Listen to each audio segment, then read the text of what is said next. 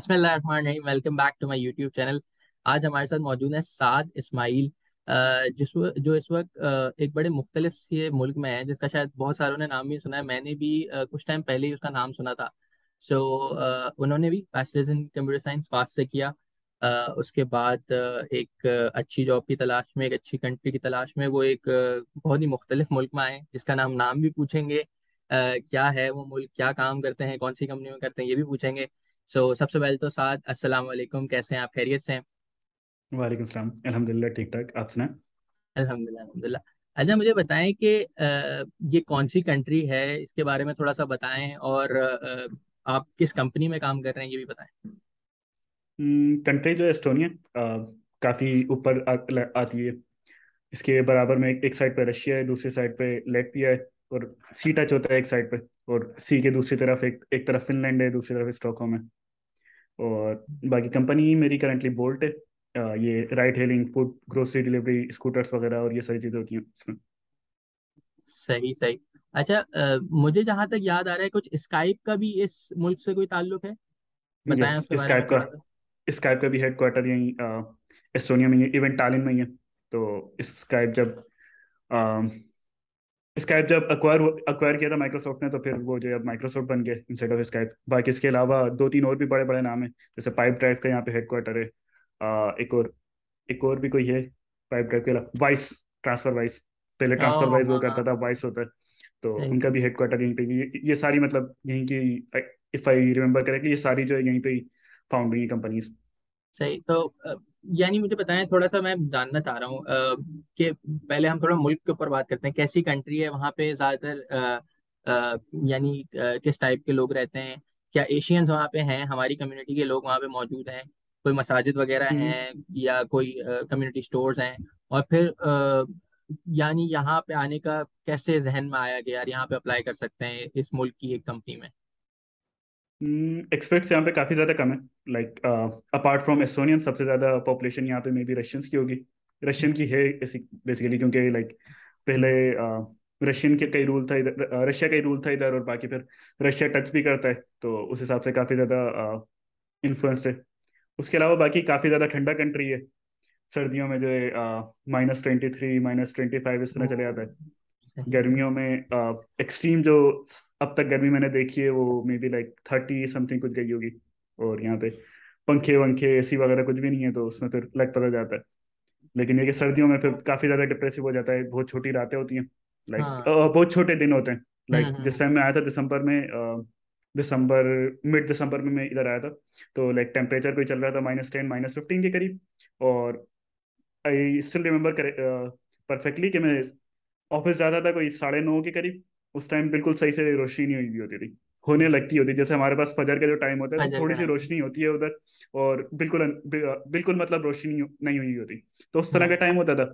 फिर मैं ऑफिस से तकरीबन कोई 5 5:30 इस तरह निकलता था, तो बिल्कुल अंधेरा हो जाता था। ऐसे इनके लाइक हम्म। मगरिब भी खत्म हो गई है और इशा का टाइम शुरू होने लगे, उस तरह बिल्कुल अंधेरा हो जाता था। लाइक काफी डिप्रेसिव विंटर्स होती हैं फिर। हम्म। कोल्ड होती हैं, फिर घरों से भी कोई नहीं निकलता, क्योंकि वैसे ही बाहर बर्फ जमी हुई होती है हर जगह। लोग ओके। अंदर अंदर रुकते हैं। सही सही। और एशियन कम्युनिटी है हमारी वहाँ पे? एशियन कम्युनिटी है, लेकिन काफ़ी ज़्यादा लिमिटेड है। लाइक फॉर एग्जांपल सिर्फ एक यहाँ पे मस्जिद है पूरे एस्टोनिया कंट्री में, जो टालिन में, ओके। कैपिटल में। उसके अलावा कोई मस्जिद नहीं है यहाँ पे। हलाल खाना काफ़ी ज़्यादा लिमिटेड है। लाइक फॉर एग्जांपल रेस्टोरेंट्स की अगर मैं बात करूँ, तो मुश्किल से कोई 5 6 रेस्टोरेंट के नाम मुझे पता है जो हलाल खाना सर्व करते हैं।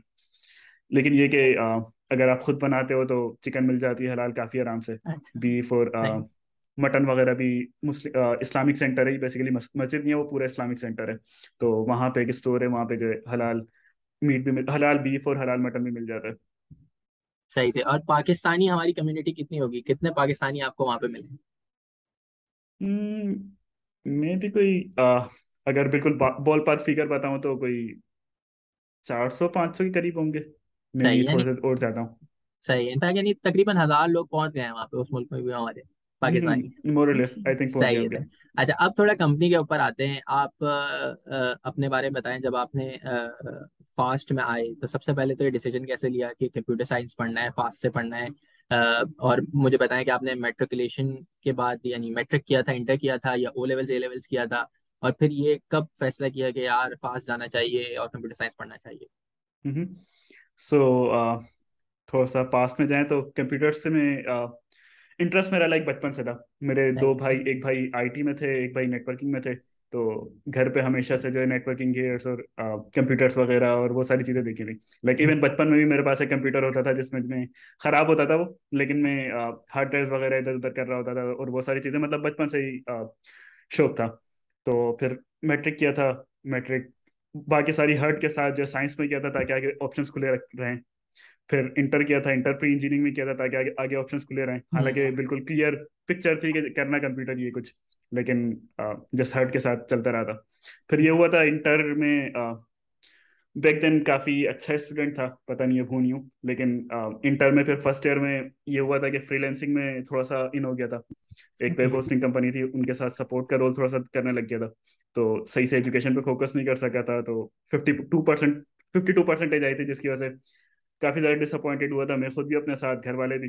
लेकिन वहां पे मैंने काफ़ी अच्छा डिसीजन लिया था कि वो साल पूरा मैंने रिपीट किया था। लाइक इंटर मैंने 3 साल में किया था। तो दैट वाज अच्छा। One of the best decisions of my life. उससे ये फायदा हुआ कि एक तो जो इंटर में थोड़ी सी कमी रह गई थी वो मैंने थोड़ी सी बेहतर कर ली थी। बाकी ये फायदा हुआ कि वो एक साल जो मुझे एक्स्ट्रा मिला था उसमें मैंने अपना कंप्यूटर साइंस को काफ़ी ज़्यादा एक्सप्लोर कर लिया था। एक क्लियर पिक्चर हो गई थी कि मुझे करना क्या है। थोड़ी सी डेवलपमेंट वगैरह भी कर ली थी। बाकी लिनक्स सर्वर एडमिनिस्ट्रेशन वाली साइड पे था मैं काफ़ी ज़्यादा। तो हाँ। वहाँ पे मैं ऑलरेडी रिमोट काम करने लग गया था एक US based web hosting company के साथ। तो सही। फिर like fast was a no brainer. Inter search search किया था तो अ, 3 ऑप्शन शॉर्टलिस्ट किए थे। वन बीइंग हाँ। Fast, the other being UBIT, third being DHS super. एक आईटी, एक जो है गेमिंग ग्रुप, गेमिंग फोरम है parkgamers.com। ओके। वहाँ पे काफी सारे लोग फास्ट के जो है तारीफ फास्ट की तारीफें करते थे। तो वहां से फास्ट का पता चला था। लाइक मेरी फैमिली को या मुझे फास्ट का भी उससे पहले नहीं पता था। हम्म। खैर, सही। फास्ट में अप्लाई किया था, फास्ट में हो भी गया था, फिर फास्ट सही। चले गया। फिर खैर 4 साल के बाद जो है ग्रेजुएशन हो गई। हम्म। फिर बाकी सही। करियर का शुरू इस तरह हुआ था कि लाइक हम्म। फास्ट आया था तो कुछ सीनियर्स थे जो काफी ज्यादा स्पीड प्रोग्रामिंग में पार्टिसिपेट करते थे। वन ऑफ देम बीइंग हम्म। जाजिब भाई। जाजिब उल हसन हम्म। 13 के में होते थे। तो हम्म। उनसे काफी ज्यादा इंस्पायर्ड था। उनके साथ सिर्फ एक साल मिला था फास्ट में, लेकिन उससे हम्म। एक साल में उनसे काफी ज्यादा सीखा था, काफी ज्यादा इंस्पायरेशन मिली थी।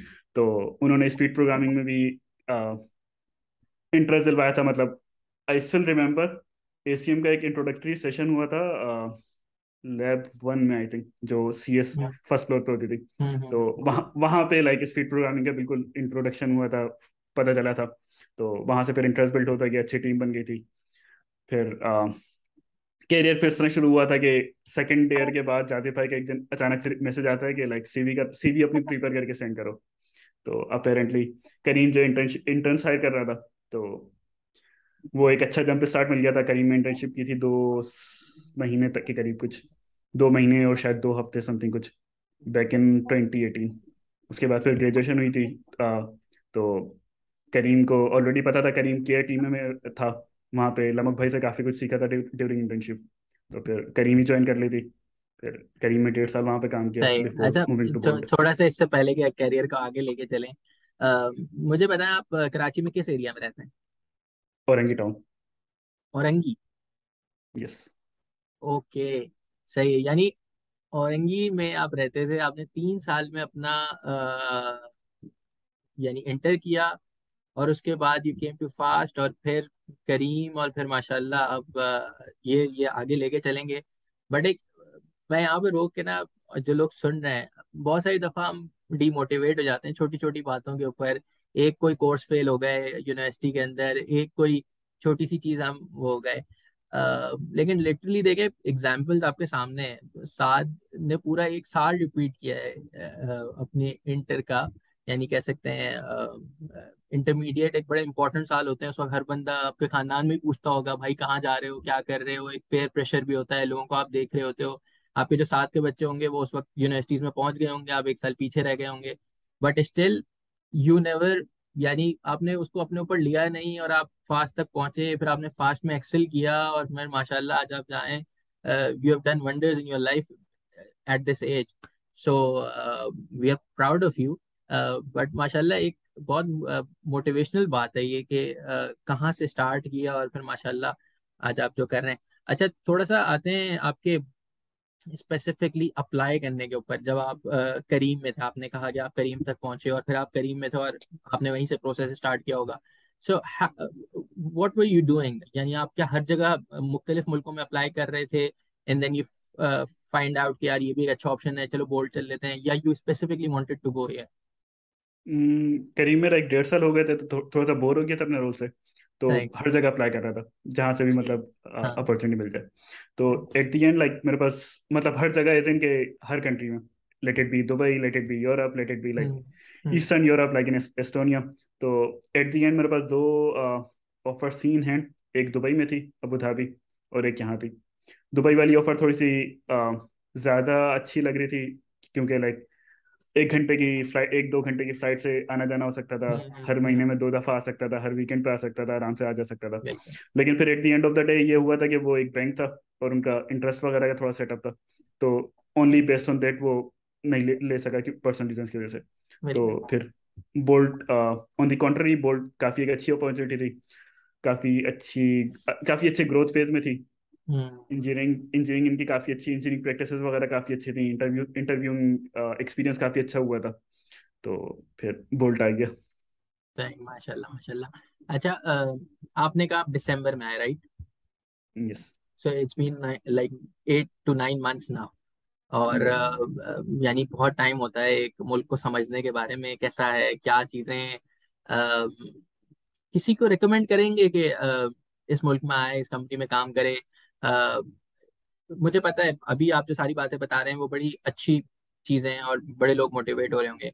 बट अगर कोई ऐसी चीज हो जो याद आती हो पाकिस्तान के बारे में, या कोई सैड रियलिटी हो कि यार यहाँ पे ये मसला है, जैसे आपने एक बता दिया सर्दी बहुत ज्यादा है, सही है, ये एक मसला है, सही है। लोग अभी जो पाकिस्तान में रहते होंगे वो कहते हैं बड़ा अच्छा मौसम है, लेकिन सर्दी भी एक मसला हो सकता है एट टाइम्स। तो ऐसी कोई चीजें आपने देखी जो आप कहें कि यार ये चीज जो है ना थोड़ी सी मुझे वो करती है इस मुल्क में? यहाँ पे आने के बाद एक चीज़ फील हुई कि हर चीज़ के अपने प्रोज एंड कॉन्स होते हैं। तो एक कोट करूंगा लमक भाई का, जो मेरे इंजीनियरिंग मेजर थे करीब में। वो कहते थे कि the grass is always greener on the other side. तो हम्म। पाकिस्तान में रहते हुए हम लोग को ये लग रहा होता है कि बस पाकिस्तान से बाहर जाएंगे तो और सब कुछ जो है ना हरा भरा हो जाएगा अराउंड हमारे। लेकिन ये हम्म। कि वी पे सम प्राइस फॉर इट। तो कुछ डाउन साइड्स अब तक जो मैंने फिगर आउट किया वो ये है कि एक तो यहाँ के लोग जो है काफ़ी ज़्यादा सोशल नहीं है। तो अच्छा। इतने आराम से आप दोस्त वगैरह नहीं बना सकते, इतने आराम से आप कनेक्शंस बिल्डअप नहीं कर सकते। हाँ, अगर आप लाइक कोई रिलेटेड कोई एक्सपीरियंस उनके साथ शेयर कर रहे हो, फॉर एग्जांपल आपके को वर्कर्स हैं, तो उनको तो आपको फॉर श्योर भुगतना पड़ेगा, तो वहाँ पे कनेक्शन बन जाएंगे। या आप हम्म। स्पोर्ट्स वगैरह करते हो तो वहाँ पे आपके कनेक्शन बन जाएंगे। लेकिन ये कि लाइक नॉर्मली लोग इतना ज़्यादा बातें नहीं करते, काफ़ी ज़्यादा अपने में आइसोलेटेड रहते हैं। ओके। उसके अलावा दूसरी चीज़ ये है कि लाइक विंटर्स फिर यहाँ पे सही है। लाइक टेम्परेचर का मुझे कोई इशू नहीं होता। हर जगह इंडोर्स जो हीटेड होते हैं, like for example hmm. Buses heated होते हैं, आपके अपार्टमेंट्स हीटेड होते हैं, ऑफिस हीटेड होते हैं, मॉल्स हीटेड होते हैं। लेकिन ये कि जब आप बाहर जाते हो तो आप सारा कुछ पहन वेन लेते हो, लाइक लेयरिंग कर लेते हो। लेकिन जो हम्म। मसला जो होता है वो लाइक एटलीस्ट पर्सनली जो मुझे मसला हुआ वो डार्क विंटर्स का काफ़ी ज़्यादा हुआ। कि मैं एक तो आया दिसंबर में था, किसी को मैं नहीं जानता था एक्सेप्ट सोबान के जो मेरे साथ रिलोकेट हुआ था इधर। तो हम्म। अब लोग इधर ज़्यादा निकलते भी नहीं है, कोई दोस्त वगैरह भी नहीं है, तो लाइक काफ़ी ज़्यादा डिप्रेसिंग टाइम था वो। लेकिन ये कि now that I live that, अब समर्स यहाँ पे काफ़ी अच्छे होते हैं। समर्स में जो बड़े बड़े दिन होते हैं, लाइक कोई 3 बजे, कोई 3-4 बजे कोई फजर की नमाज होती है आजकल, और हम्म। 12 बजे जो ईशा की नमाज होती है। अच्छा, 12 बजे? तो खैर यूके में तकरीबन इतना नहीं है, यहाँ पे तकरीबन 10 बजे तक हो जाती है और मगरिब 9, 9:15 पे हो जाती है। सो मगरिब कितने बजे होती है? मगरिब आजकल शायद 8 बजे के करीब समथिंग कुछ हो रही है। ओके ओके, यानी 8 बजे तक तो रोशनी है। हम्म। तो सही सही, इट्स आठ गुड। और बजे भी फिर लाइक उसके रोशनी बिल्कुल बाद भी खत्म नहीं हाँ होती। लाइट थोड़ी रहती है, मैंने यहाँ पे नोट किया इन राइट राइट मुल्कों में राइट। मगरिब के बाद भी आपको एक हल्की सी लाइट जैसी दिख रहा होता है और वो काफी टाइम तक रहता है। सही सही, वेरी बिल्कुल गुड। सही। लाइक अभी भी यहाँ पे 8:30 हो रहे हैं और बाहर बिल्कुल रोशनी हो रही है proper. Nice nice nice nice. अच्छा, साथ में थोड़ा सा ये बताएं कि जो कंपनी है उसका जो एनवायरनमेंट है, काम करने का तरीका, how did you find it different from Careem? क्या बिल्कुल एग्जैक्टली सेम है जिस तरह पाकिस्तान में काम होता है, वही सेम स्टाइल ऑफ वर्क है, environment, recreational activities, methodologies of work, professionalism, communication, socialization, ये सारी चीज़ों को जहन में रखते हुए how different is a Pakistani company with a European company, इन दोनों को कंपेयर करने जा रहा है। काफ़ी सारे डिफरेंसेस हैं। वन ऑफ देम बीइंग के अब अगर मैं करीम से कंपेयर करूँ तो करीम में हम लोग के पास काफ़ी ज़्यादा ऑटोनॉमी थी, हर टीम्स के पास जो भी हम्म। टेक स्टैक यूज़ कर रहे हैं, जिस भी तरह काम कर रहे हैं, वो उस तरह जो है ना अपनी सर्विस लिख ले रहे थे। यहाँ पे ये है कि इन्होंने एक स्पेसिफिक स्टैंडर्ड बनाया हुआ है कि आप अगर कोई, फॉर एग्जांपल मैं बैकएंड डेवलपर हूँ तो ज़्यादा एज अ बैकएंड इंजीनियर ही अपना फीडबैक दे सकता हूँ। तो हम्म। बैकएंड के लिए इन्होंने एक स्टैंडर्ड प्रोसेस बनाया हुआ है कि अगर आप सर्विस लिखोगे तो इस तरह लिखोगे, और उसकी पाइपलाइंस ऑलरेडी वो बन जाएगी इस तरह, इस प्रोसेस को फॉलो करोगे तो वो सारा हम्म। काम आपके लिए ऑलरेडी हो जाएगा। तो उससे फायदा यहाँ पे ये होता है कि थ्रू आउट द कंपनी जितनी भी बैकएंड सर्विसेज हैं सब एग्जैक्टली एक ही पैटर्न यूज करते हुए लिखी हुई हैं। एक ही रेपो का पार्ट है, हम मोनो रेपो यूज करते हैं। और लाइक मैं अगर किसी भी दूसरी टीम का कोई भी किसी भी काम में मुझे इन्वेस्टिगेशन करनी है तो मैं बहुत आराम से कर सकता हूँ। करीम में ये होता था, करीम में ऑटोनॉमी के साथ की वजह से काफी ज्यादा अलग अलग टूलिंग इंट्रोड्यूस हो गई थी। For example, you would find services in Java, you would find services in Go, you would find services in Python, even like rust में भी हम लोग के पास उस टाइम पे एक सर्विस थी जो बाद में डेप्रिकेट कर दी थी। तो उसमें ये थोड़ा सा मसला होता था। बाकी ये कि एक चीज़ और जो यहाँ पे आके फिगर आउट की है मैंने कि ये लोग बिल्कुल एक स्पेसिफिक टाइम पीरियड में काम करते हैं। फॉर एग्जाम्पल 9 बजे ऑफिस आते हैं, 5-6 बजे घर चले आते हैं, लेकिन उस टाइम में ये लोग बिल्कुल डेडिकेटेडली काम करते हैं। और जब फिर ये लोग छुट्टी लेते हैं तो बिल्कुल प्रॉपर ऑफ करते हैं कि लाइक अगर वीकेंड्स है तो वीकेंड में कहीं पे स्लैक पे कहीं पे ऑनलाइन नहीं दिखेंगे, किसी मैसेज का रिप्लाई नहीं करेंगे, कुछ भी नहीं करेंगे। अगर घर चले गए तो घर जाके कुछ नहीं करेंगे। छुट्टियों पे हम्म। गए, 2 हफ्ते 3 हफ्ते की छुट्टियां की हैं, वो प्रॉपर छुट्टियों पे होंगे। आप अगर कोई अर्जेंसी हो गई तभी आपको आपको कॉल करनी पड़ेगी, स्लैक वगैरह पे कोई रिप्लाई नहीं करेंगे, ये देखेंगे भी नहीं इवन। हम्म। सही सही, यानी तो अपने वर्क और जो फ्री टाइम है उनको बड़ा सॉर्टेड रखा हुआ है, और दोनों को वो नहीं करते। अच्छा, वैसे ही।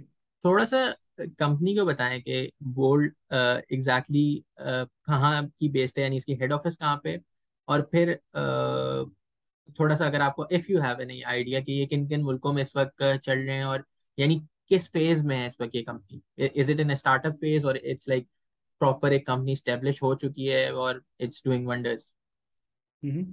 तो सर्विसेज इनकी काफ़ी ज़्यादा करीम जैसी हैं। फॉर एग्जांपल स्टार्ट इन्होंने राइड हेलिंग से किया था, कि हम्म। राइड हेलिंग से भी नहीं, even before that taxi scheduling company type का कुछ था। उसके बाद फिर उन्होंने राइड हेलिंग पूरा प्लेटफॉर्म बना दिया था। हम्म। अब जो है ड्यूरिंग द कोविड इन्होंने food delivery, grocery delivery launch किया है। स्कूटर्स इनकी आ गई हम्म। हैं कि आप स्कूटर्स कहीं से भी लेके इधर उधर घूम सकते हो।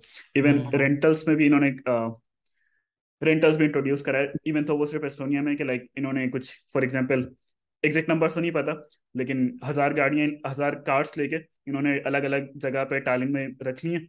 और आपको अगर कहीं से भी कहीं जाना है, आप अपनी करीब वाली कार ढूंढो, वहां पे जाके उसको अनलॉक करो, उसमें बैठो, कहीं भी दूसरी जगह जाके वहां पार्क कर दो और स्टॉप कर दो। तो वो पर मिनट के हिसाब से आपको चार्ज करते हैं और So, आप इजिली ट्रेवल कर आप लो। जहाँ पे स्टॉप करते हो उस गाड़ी को, वो कोई स्पेसिफिक जगह होती है कि वहीं पे पार्क करनी होती है, या you can just park it anyway? Parking zones बने हुए हैं थ्रू अच्छा, out the parking city, zone के अंदर। तो उन ओके ओके। पार्किंग जोन्स में आप पार्क कर सकते हो। सही सही सही सही सही।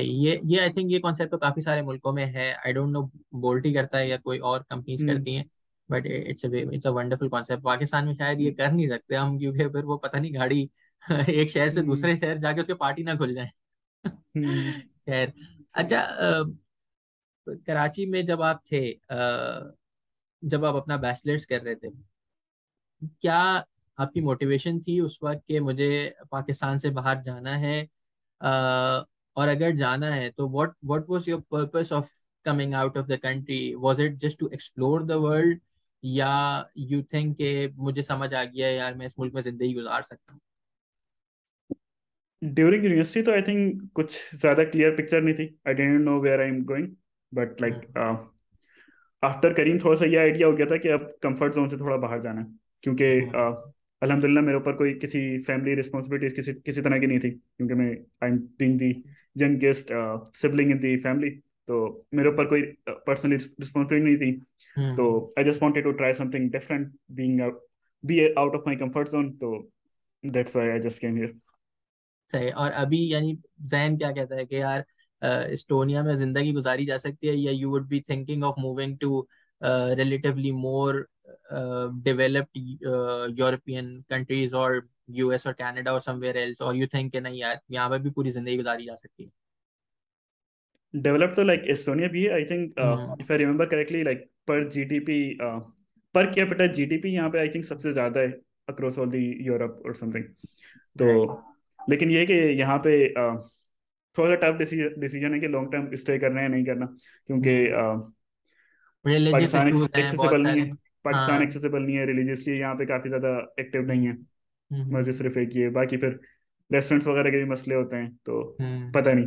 कल को सात भाई ने शादी भी करनी है, बच्चे बच्चे भी करने हैं। शादी भी करनी है, यस। तो उनकी बच्चों की अपब्रिंगिंग का भी मसला होगा इधर कैसे फिर। सबसे बड़ा जो ख्याल आता है था, हम जब पाकिस्तान छोड़ के बाहर निकलते हैं एक्साइटेड होते हैं, सब कुछ होता है, बट जब अपने बच्चों को देखते हैं कि यार हमारे बच्चे इस तरह पलेंगे, तो फिर वो खौफ आपको वापस, बहुत सारे लोगों को वापस पाकिस्तान ले जाता है, या रिलेटिवली रिलीजियस माहौल में वापस ले जाता है। सो ये खैर अभी टाइम लगेगा, ये फेज रोज हर दिन के साथ इंसान सीखता जाता है और एक्सप्लोर करता जाता है और वो डिसाइड कर सकता है। एंड आई थिंक इस एज में माशाल्लाह आपने जितना अचीव किया है, और यूर टू यंग, अभी आपके पास बहुत टाइम है, आप ये सारे डिसीजंस ले सकते हैं, और अगर आप किसी और मुल्क में मूव करना चाहते हैं तो you have all the opportunities. I wish you best of luck कि आप जो है वो जज़ाकल्लाह। बिल्कुल एग्जैक्ट वहाँ पहुंचे जहाँ जो आपके लिए सबसे ज़्यादा बेहतर हो। इसको हम थोड़ा रैपअप की तरफ लेके चलते हैं। बस मुझे ये समझाएं अब प्रोसेस के, from point one to point two reaching to the airport, क्या किया था, कहाँ कहाँ अप्लाई किया था, कौन से वेबसाइट्स पर अप्लाई किया था? आई एम श्योर लिंक्डइन से ही किया होगा शायद, या अगर कोई और वेबसाइट है तो वो भी बताइएगा। इंटरव्यू प्रोसेस क्या था, कहाँ इंटरव्यू दिया, कैसे इंटरव्यू दिया, किसने लिया, कितने लोग थे, और फिर जिस दिन आप यहाँ पहुंचे यूरोप के अंदर पहली दफा, उसको एक एक्साइटमेंट ही अलग होती है उस पर पहुंचने की, तो बताएं हम्म। पूरा। तो मैंने अप्लाई किया था, आई थिंक लिंक्डइन के थ्रू किया था या कैरियर वेबसाइट पे किया था, ये मुझे एग्जैक्ट याद नहीं है, लेकिन मेरा एक एक्स कुलीग ऑलरेडी यहाँ पे आ चुका था, तो उसकी वजह से आया नहीं था, उसके पास ऑफर थी, तो उसकी वजह से मुझे बोर्ड का पता चल गया था। खुद अप्लाई सही। किया था। उसके बाद इंटरव्यू कॉल आई थी आई थिंक, नहीं, हम्म। ये मुझे एग्जैक्ट याद नहीं कि पहले इंटरव्यू कॉल आई थी या पहले कोडिंग टेस्ट आया था, बट ये दोनों चीज़ें होती हैं कि आपका एक कोडिंग टेस्ट होता है और एक एचआर के साथ, रिक्रूटर के साथ कॉल होती है। सही। वो रिक्रूटर बेसिकली एक शॉर्ट लिस्टिंग होती है कि बिल्कुल भी टेक्निकल नहीं होता, वो सिर्फ ये होता है कि बंदे में कोई रेड फ्लैग सुनी है, hmm. Would he be a person that everyone would like to work with, बस ये चेक करते हैं। अगर वो आप पास कर लेते हो तो हम्म। कोडिंग टेस्ट या कोडिंग टेस्ट पहले हो जाता है, ये मुझे एग्जैक्ट कंफर्म नहीं है। उसके बाद फिर हम्म। आपके इंटरव्यू शुरू हो जाते हैं। सही। जैसे फॉर एग्जांपल, अब मेरी सॉफ्टवेयर इंजीनियरिंग की पोजीशन थी, तो उसके लिए 3 इंटरव्यूज होते हैं। पहले तो कोडिंग इंटरव्यूज होते हैं, उसमें हम्म। लाइक बिल्कुल रैंडम सा कोई भी प्रॉब्लम सॉल्विंग का क्वेश्चन पूछते हैं, और बाकी रैंडम, हम्म। बाकी computer science in general questions पूछते हैं, फॉर एग्जांपल ऊप के, सिक्योरिटी के, डेटाबेस के, इस तरह के जो ना अलग अलग, इंटरनेट किस तरह का काम करता है और इस तरह की चीज़ें। उसके बाद फिर ये 2 कोडिंग इंटरव्यूज हो जाते हैं, तो उसके ड्यूरेशन बाद क्या फिर होती आपका, है इंटरव्यू की, कितना लंबा होता आई थिंक पहला इंटरव्यू 75 मिनट्स का होता है। है? ओके। दूसरा इंटरव्यू तकरीबन शायद 1.5 घंटे का होता है। इन 75 मिनट्स और 1.5 घंटे में इस तरह डिस्ट्रीब्यूटेड होता है कि दोनों के तीन तीन पार्ट्स होते हैं। पहला सही। पार्ट ये होता है कि थोड़ी सी आइस ब्रेकिंग करते हैं वो, उसमें हम्म। बिल्कुल जनरल कंप्यूटर साइंस के क्वेश्चंस पूछते हैं। फिर सेकंड पार्ट में वो कोडिंग के लिए छोड़ देते हैं कि आपको कोई रैंडम सा सवाल पूछते हैं, उसको आपको कोड करना होता है। ओके। फिर तीसरे पार्ट में, और उसमें जो है ना क्वेश्चंस में फिर अक्सर ये भी होता है कि 2 पार्ट होते हैं कि आपको आपसे पहले एक बिल्कुल इजी पार्ट पूछते हैं जो लाइक आइस ब्रेकिंग के लिए बेसिकली यूज करते हैं, फिर उसी पे ही थोड़ी सी डिफिकल्टी बढ़ाते हैं कि एडिशनल एक पार्ट पूछते हैं। तो उसमें करना बेसिकली ये होता है कि आपने अपना जो एग्जिस्टिंग कोड लिखा हुआ है उसी को किसी तरह मॉडिफाई करके एडिशनल पार्ट जो है उसको उसमें उसके उसके अंदर कैटर करना होता है। बाकी फिर थर्ड पार्ट में ये होता है कि उसमें फिर आप पे छोड़ देते हैं कि आपको अगर बोर्ड के बारे में पूछना है या अपने रोल के बारे में पूछना है, कुछ भी पूछना है, तो आप उसमें फिर पूछ सकते हो। फिर सही है। ये 2 कोडिंग इंटरव्यूज होते हैं। उसके हम्म। बाद फिर थर्ड होता है सिस्टम डिजाइन इंटरव्यू। उसमें भी एग्जैक्टली यही सेम पैटर्न फॉलो होता है कि पहले बिल्कुल जनरल क्वेश्चंस पूछते हैं, फिर एक लंबा चंक जो है उन्होंने सिस्टम डिजाइन इंटरव्यू के लिए रखा हुआ है, तो उसमें कोई प्रॉब्लम आपको बता देते हैं, उसका फिर आर्किटेक्चर आपने डिजाइन करना होता है। उसके बाद फिर थर्ड पार्ट में एज इन वो आप पे छोड़ देते हैं कि अगर कुछ पूछना वगैरह है। तो इतना जब हो जाता है तो दैट मीन्स आप इतना प्रोसेस अगर आपने क्लियर कर लिया तो that means you are technically capable. उसके सही बाद है। फिर टीम मैचिंग कॉल्स होती हैं कि फॉर एग्जांपल अगर 4 टीम्स हैं यहाँ पे और 4 टीम्स को मेरी स्किल का बंदा चाहिए। तो उनके साथ फिर आपकी टीम मैचिंग होती है। उसमें फिर ये होता है कि एक इंजीनियरिंग मैनेजर उस टीम का आपके साथ कॉल रखता है। उसमें उसका पर्पस ये होता है कि इंजीनियरिंग मैनेजर आपको देख ले कि इधर हम्म। आप जो कैंडिडेट है वो टीम के अंदर फिट होगा या नहीं होगा, सही है। कि लाइक उसका हम्म। कल्चर फिट किस तरह का होगा, कि बाकी टीममेट्स जो हैं उसके साथ काम करने में करना चाहेंगे या नहीं करना चाहेंगे। और फिर और वो उसको कैंडिडेट के लिए ये होता है। उसको एग्जैक्टली नीड है भी आपकी या नहीं है, यानी वो ये भी चेक करते बिल्कुल होंगे शायद। बिल्कुल। वो स्किल्स वगैरह भी देख लेते हैं। जैसे फॉर एग्जांपल हम्म। अगर बैकएंड ओरिएंटेड कोई बंदा चाहिए फुल स्टैक का, तो हम्म। अगर मैं नहीं हूँ तो ऑब्वियसली वो नहीं रखना चाहेंगे। दूसरी टीम बाकी में। फिर सेम पर्सपेक्टिव कैंडिडेट साइड से भी होता है कि हम्म। इधर जो टीम है वो जिस चीज़ पे काम कर रही है, जिस डोमेन पे काम कर रही है, जिस तरह का काम है, जिस तरह वो काम करती है, वे ऑफ वर्किंग जो सब भी है, हम्म। वो उसके लिए फिट है या नहीं है। तो हम्म। अगर आप म्यूचुअली डिसाइड करते हो कि सही है, ये टीम मैंने चूज कर ली, टीम ईएम ने मुझे चूज कर लिया, तो फिर ये होता हम्म। है कि आपकी टीम मैचिंग हो जाती है। उसके बाद मेरी एक एडिशनल कॉल रखी थी कि मेरे ईएम ने मेरे मुझे जो है ना अपने सारे फ्यूचर टीममेट से मुझे इंट्रोड्यूस करा दिया था। तो हम्म। उसमें फिर हम लोग की बिल्कुल रैंडम डिस्कशन हुई थी, गेम क्या खेलते हो, मूवीज क्या देखते हो, इस तरह की बिल्कुल रैंडम सी डिस्कशन हुई थी। उसके बाद अच्छा। फिर ये लोग ऑफर एक्सटेंड कर देते हैं। तो मेरे केस में ये हुआ था कि एक मेरी टीम मैचिंग हुई थी एक ही इंजीनियरिंग मैनेजर के साथ, उसी को ही मैं भी पसंद आ गया था, मुझे भी टीम पसंद आ गई थी। तो हम्म। एडिशनल टीम मैचिंग नहीं हुई थी। फिर ऑफर एक्सटेंड होती है। ऑफर आप एक दफा एक्सेप्ट कर लेते हो, कॉन्ट्रैक्ट वगैरह एक्सेप्ट कर लेते हो, तो फिर हम्म। इनका रिलोकेशन का प्रोसेस स्टार्ट होता है। पहले सही। ये लोग रिलोकेशन थर्ड पार्टी के थ्रू देते थे, पहले एज इन मेरे आने से पहले। जब मैं हम्म। आया हूँ तो इन्होंने प्रॉपर रिलोकेशन की टीम यहाँ पे बिल्ड कर ली। अब तो कोई 5-6 उसमें एम्प्लॉयज हैं सिर्फ जो रिलोकेशन करते हैं बंदों की, इंटरनल एम्प्लॉयज हैं। तो वो फिर आपका सारा प्रोसेस लेके चलते हैं, जितनी भी आपको पेपर वर्क करना है वो सारी चीज़ें, और सब कुछ मतलब उसमें गाइडेंस वगैरह करते हैं। तो अब पाकिस्तान के केस में ये है कि एस्टोनियन एम्बेसी नहीं है पाकिस्तान में। तो ओह, क्यों? लाइक कंट्री इतना छोटा सा है ना, पाकिस्तान हाँ, की वो इधर कहाँ एम्बेसी कहाँ है ना बेचारे जाएंगे अपनी इनकी एम्बेसी बनाए। पाकिस्तान में एम्बेसी। यस। तो सही सही सही। पाकिस्तानियों को जो जो करीब करीब ऑप्शन है उनमें तुर्की है, यूएई है, यूएई। इजिप्ट है। तो सही। इस तरह की कंट्रीज में आपको ट्रैवल करना पड़ता है, वहां से फिर आप जाके पासपोर्ट के लिए अप्लाई करते हो। तो मेरे केस में यूएई ज़्यादा सबसे सूटेबल था, लेकिन यूएई में जो है अपॉइंटमेंट जो जनरली नहीं मिलते इतनी आराम से। तो फिर हाँ। तुर्की में उन्होंने अपॉइंटमेंट लेके दिया था मुझे, रिलोकेशन टीम ने। फिर तुर्की मैंने फ्लाई तुर्की तुर्की का वीज़ा अप्लाई किया था पाकिस्तान से बैठ के। फिर तुर्की फ्लाई किया था, तकरीबन कोई 10 दिन मेरा तुर्की में स्टे था। तुर्की में फिर एस्टोनियन एम्बेसी में पेयर होके एस्टोनियन वीज़ा लगवाया था। फिर हम्म। वहीं से डायरेक्ट इधर फ्लाई कर लिया था। सही सही, माशाल्लाह माशाल्लाह। भाई कम से कम इतना करो कि वहां पे इतने पाकिस्तानी भर दो कि वो उनको पाकिस्तान में जो है ना एक अपना एम्बेसी तो कम से कम खोलना पड़े। तो यू आर डूइंग वंडरफुल। हम्म। अल्लाह ताला आपको कामयाब करे, और लगे रहें, जिस जहाँ रहें पाकिस्तान के लिए सोचते रहें, पाकिस्तान की खिदमत करते रहें, अपने फैमिली के लिए बेहतर से बेहतर करते रहें। अच्छा, वहाँ करेंसी यूरो यूज होती है? ये रही होती है। ओके सो मैं आपकी सैलरी तो नहीं पूछूंगा, बट हम एक सैलरी उस पर बात कर लेते हैं कि क्या पैकेजेस होते हैं, एक रेंज क्या होती है सॉफ्टवेयर डेवलपर्स के की पैकेजेस की। रेंज यहाँ पे काफ़ी ज़्यादा वेरी करती है, like hmm. Company to company और एक्सपीरियंस के हिसाब से। लेकिन आई वुड से जो ग्रोथ स्टार्ट होती है वो कोई 3,000 3,500 से स्टार्ट होती है कि सॉफ्टवेयर इंजीनियर की। And that would go as high as maybe बी 6,000 6,500 पर मंथ। पर मंथ बता रहे हैं, हाँ सही, ठीक और मे ठीक। बी इवन मोर, लाइक अगर ज़्यादा सीनियर रोल है। लेकिन इसमें यहाँ का फ़ायदा ये है कि कंपेरेटिवली बाकी यूरोप से सैलरीज काफ़ी ज़्यादा कम है, लेकिन फिर यहाँ का टैक्स काफ़ी कम है। आई और थिंक एकोमोडेशन भी 21। सस्ती होगी। कॉस्ट ऑफ लिविंग भी काफ़ी सस्ती है। Cost of living. सही सही। अच्छा, आखिर में रैपिंग अप द शो, आपने पूरा अपना बताया, और मैं तो, मुझे तो टैगलाइन भी मिल गई औरंगी टाउन से माशाल्लाह एस्टोनिया तक, यूरोप के, यानी जबरदस्त भाई। मैं बहुत खुश हूँ लिटरली आज, और मुझे फख्र है यार आपके ऊपर, आप कराची के हैं। मुझे बस आखिर में कोई ऐसी बात कहना चाहते हो जो पाकिस्तान में इस वक्त, यकीन माने हमसे बहुत ज्यादा अच्छे काबिल लोग इस वक्त पाकिस्तान में मौजूद हैं, और बहुत छोटी छोटी सैलरीज के ऊपर बहुत बड़ा बड़ा काम कर रहे हैं। सही है।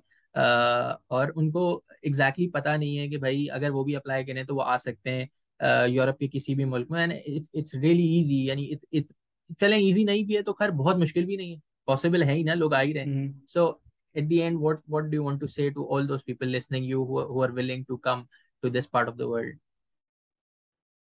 आई थिंक अप्लाई करते रहें और कोशिश जारी रखें। एक चीज जो यहाँ पे आगे काफी ज्यादा फायदा हुआ है वो ये हुआ है, ना सिर्फ टेक्निकली मैंने अपने अपने आप को इम्प्रूव किया, लेकिन पर्सनली भी काफी ज्यादा डेवलप हुआ, लाइक घर के सारे काम वगैरह सब कुछ खुद करने पड़ते हैं, तो उस हवाले से पर्सनली काफी ज्यादा डेवलपमेंट हुई है। तो आई थिंक ये अच्छा है as early in the age आप इस तरह का कोई मूव ले लें, तो that would be I think beneficial in the longer run. सही सही। साद आप अल्लाह ताला आपको और मजीद कामयाबियां अता फरमाए। आप आमीन। आगे बढ़ें इसी तरीके से जो है वो अपना पाकिस्तान का, कराची का, अपनी यूनिवर्सिटी का नाम रोशन करते रहें। और मेरी नेक तमन्ना आपके साथ हैं।